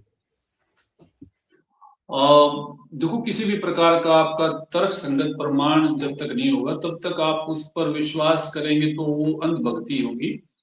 और परमेश्वर जैसी विशाल सत्ता भी अगर प्रमाणिक नहीं है तो फिर दुनिया में प्रमाणिक होगा क्या? छोटी छोटी चीजें भी यहाँ प्रमाणिक होती हैं। तो परमेश्वर तो एक महान सत्ता है, परम सत्ता है, तो उसका तो प्रमाणिक होना बहुत आसान भी है, क्योंकि जिसकी सत्ता है, अब किसी देश में उस देश का राजा का प्रमाणिक होना कितना आसान है? सबसे आसान तो राजा को ही प्रमाणिक करना है। तो ईश्वर जो है परम सत्ता है, परम सत्ता के प्रमाण अवश्य होने चाहिए, और परम सत्ता को प्रमाणिक करना सबसे ज्यादा आसान है, सबसे ज्यादा सुलभ है। लेकिन मैं फिर बता रहा हूँ कि वो सदगुरु शरण में सुलभ है, उससे अन्य उसका कोई विकल्प नहीं है। सदगुरु शरण में परम सत्ता को पहचानना, परम सत्ता को आप प्रमाणित करना बहुत सुलभ है, और इसका प्रमाण होना चाहिए। तार्किक आधार पर ही परमेश्वर को स्वीकार करना चाहिए। जब तक आपके पास किसी प्रकार का प्रश्न है तब तक आपके पास भावना पर ध्यान नहीं होना चाहिए। हाँ, जब आपके सभी प्रश्न जो है वो सॉर्ट आउट हो जाए, सॉल्व हो जाए, तो उसके बाद फिर भावनाओं की बातें उसके बाद हैं। वो कबीर जी ने भी कहा है कि पानी पियो छान के, गुरु बनाओ जान के। तो जब तक आप हर चीज से अपने आप को सेटिस्फाई नहीं कर लेते, सबका अपना अपना स्तर है, सबके अपने अपने प्रश्न हैं, लेकिन सदगुरु जो होते हैं उनके पास सभी प्रश्नों का एक सॉलिड, कंप्लीट, प्रमाणिक रूप से उसका जवाब होता है। आप जैसे भी समझ सकते हैं, उनके पास हर तरीके से समझाने का सामर्थ्य होता है, उनके पास चमत्कार भी होते हैं, उनके पास शिक्षा, ज्ञान, उनके पास सब कुछ होता है, कंप्लीट होता है। तो जब तक आप प्रमाणिक रूप से परमेश्वर को ना पहचान ले तब तक मैं नहीं समझता उसकी स्वीकृति का कोई फायदा है। जी। विज्ञान से टकराव वाले दावे पर धर्म अपनी व्याख्या क्यों बदलता है? सत्य बदलता है, ये सत्य की स्थिति या फिर अनुकूलन? मैं फिर आपको बता रहा हूँ कि जिसको धर्म कहा जा रहा है वो धर्म नहीं है, उसका विज्ञान से टकराव स्वाभाविक है, क्योंकि विज्ञान जो है वो थ्योरी और प्रैक्टिकल दोनों चीजों से मिलके चलता है। पहले वो हमें थ्योरी देता है, फिर वो थ्योरी जो प्रैक्टिकल में प्रूव होती है तब उसको हम विज्ञान रूप में स्वीकार करते हैं। लेकिन जिनको हमने धर्म मान रखा है वो धर्म सिर्फ थ्योरेटिकल है, प्रैक्टिकल वो नहीं है। और वो थ्योरी भी सब ने अपनी अपनी अलग अलग खींचतान करके पता नहीं क्या की क्या बना ली है, तो वो प्रैक्टिकली जीरो है। तो जीरो है तो फिर विज्ञान से टकराएंगे, क्योंकि विज्ञान को परिणाम चाहिए। लेकिन जब कबीर ज्ञान की बात करें या सदगुरु शरण में रह के उस ज्ञान की बात करें, तो वहां theory as well as practical जो है वो 100% आपके सामने होंगे। और उसको आप एक तरह से विज्ञान भी कह सकते हैं, क्योंकि विज्ञान की भी यही थ्योरी है कि थ्योरी और इक्वल टू प्रैक्टिकल, और दोनों अगर 100% है तो ही वो विज्ञान है। इसी प्रकार सतगुरु रामपाल जी महाराज जी का जो ज्ञान है वो कंप्लीट है, थ्योरी इक्वल टू प्रैक्टिकल। जो पहले आपको थ्योरी में बताया जाएगा वो प्रैक्टिकली प्रूव किया जाएगा। प्रैक्टिकली प्रूव मतलब अगर परमात्मा पाप कर्म काट सकता है तो पाप कर्म काटेगा। हम मान के चलें, फॉर एग्जाम्पल मैं समझने के लिए बता रहा हूँ कि किसी ने हमें बताया कि आप गंगा जी नहा के आओ आपके पाप कट जाएंगे। अब पाप क्या है? मान के चले मुझे जुकाम है या बुखार है, कुछ भी, हम ये पाप कर्मों के कारण है, और मैं गंगा जी नहाया और मेरे पाप, बुखार अगर है तो आपको क्या लगता है वो बुखार ठीक हो जाएगा या बुखार बढ़ जाएगा? लेकिन सदगुरु शरण में आपको जो बताया जाएगा, अगर आपको बुखार है, कैंसर है, दमा है, किसी प्रकार का पाप कर्म है, आर्थिक कष्ट है या कोई भी कष्ट आपको है, जब आप सदगुरु शरण में उसका निमित्त कर्म करेंगे तो उसके रिजल्ट्स आएंगे। और जब उसके रिजल्ट्स आएंगे इट मीन्स वही विज्ञान हो गया ना, कि विज्ञान आपको बताएगा कि ये बटन दबा दो, इसके बाद लाइट जल जाएगी। यही तो विज्ञान है ना। तो ये कंप्लीट है। और ये जो जिनको आज तथाकथित धर्म जो है, जिनको हमने धर्म समझ रखा है, उनमें ये चीजें नहीं है। उनमें आपको बताया जा रहा है लेकिन वो हो नहीं रहा। तो वो हो नहीं रहा तो विज्ञान से उसका टकराव तो स्वाभाविक है। जो विज्ञान से उसका टकराव होगा तो जो वैज्ञानिक है या जो पढ़े लिखे बच्चे हैं या पुरुष हैं, स्त्रियां हैं, इसी प्रकार से भी जो शिक्षित हैं वो उसको इनकार कर देंगे, नहीं भाई ये रिजल्ट नहीं है। लेकिन कबीर ज्ञान जो है वो theory as well as practical, वो आपको कंप्लीट रिजल्ट देगा, वो रिजल्ट ओरिएंटेड है। तो वहां आपको जो भी किसी बात के लिए निमित्त कार्य बताया जाएगा, उस निमित्त कार्य के फल जो है वो 100% होते हैं, ऐसा हमारा अनुभव भी है और सतगुरुदेव जी की दया भी। जी बिल्कुल, आज की चर्चा ये वाकई में आंखें खोलने वाली रही। कबीर जर्नी पर हमारा उद्देश्य यह है कि आस्था का ठेस पहुंचाना नहीं है, ना बल्कि सत्य है कि उस खोज को जारी रखना है जिसके बारे में कबीर साहब जी ने सदियों से पहले ही कहा था।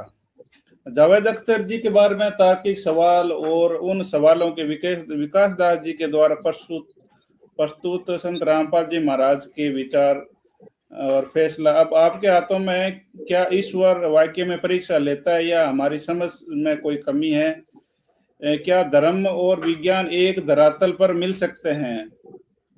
हमें उम्मीद है कि आज के जवाब में आपकी जिज्ञासा को एक नई दिशा दी है। हमारे साथ में जुड़ने के लिए विकास दास जी आपका बहुत बहुत धन्यवाद।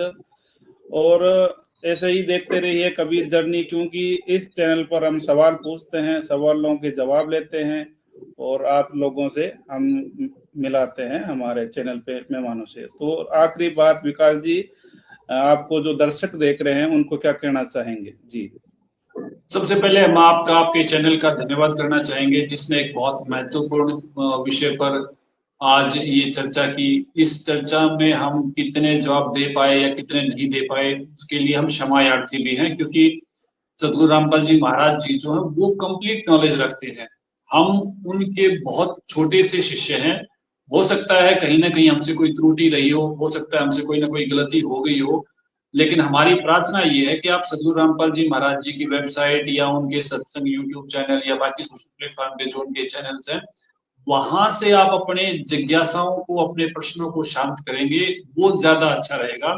हमारा सिर्फ इन बातों को बताने का उद्देश्य सिर्फ ये था कि पृथ्वी पर परमेश्वर विराजमान है, परमेश्वर का ज्ञान कंप्लीट है, हम में त्रुटि है, इसके लिए परमेश्वर से क्षमायार्थी हैं, आपसे भी क्षमा चाहते हैं। लेकिन सदगुरु रामपाल जी महाराज जी जो हैं वो कंप्लीट हैं, वो उनके ज्ञान में गलती की गुंजाइश नहीं है। तो आप अपनी जिज्ञासाओं को वहां शांत करें, अपने प्रश्नों को वहां शांत करें, और फिर किसी भी प्रकार के प्रश्न करने के लिए आप स्वतंत्र हैं। आप 100 बार प्रश्न करें, आपके प्रश्नों का उत्तर दिया जाएगा और आपको प्रश्न करने से मना नहीं किया जाएगा। और जो भक्ति मार्ग है वो तार्किक मार्ग है। अपने तर्क से परमेश्वर की हर कसौटी पर परमेश्वर का टेस्ट लें, परमेश्वर को परखें, और जब परमेश्वर हर कसौटी पे खड़ा हो तो उस परमेश्वर की शरण ग्रहण करें और अपना कल्याण, अपने परिवार का कल्याण, अपने राष्ट्र का कल्याण करवाएं। यही हमारी आप सबसे प्रार्थना है। जी विकास जी बहुत बहुत धन्यवाद। आपने हमें बहुत आपका कीमती समय दिया, उसके लिए हम आपके आभारी हैं। और जितने दर्शक देख रहे हैं आपके भी हम आभारी हैं कि आपने इतने समय तक हम दोनों को सुना और हमारी बातें कैसी लगी और विकास जी का विचार कैसे लगे, और अपने अपनी राय आप अपने कमेंट में देते रहिए और लिखते रहिए। हमारे साथ में विकास जी के बाद में एक मेहमान और जुड़ेंगे, 10-15 मिनट हमारी और चर्चा होगी। तो विकास जी आपको भी धन्यवाद। जी धन्यवाद। सत साहिब।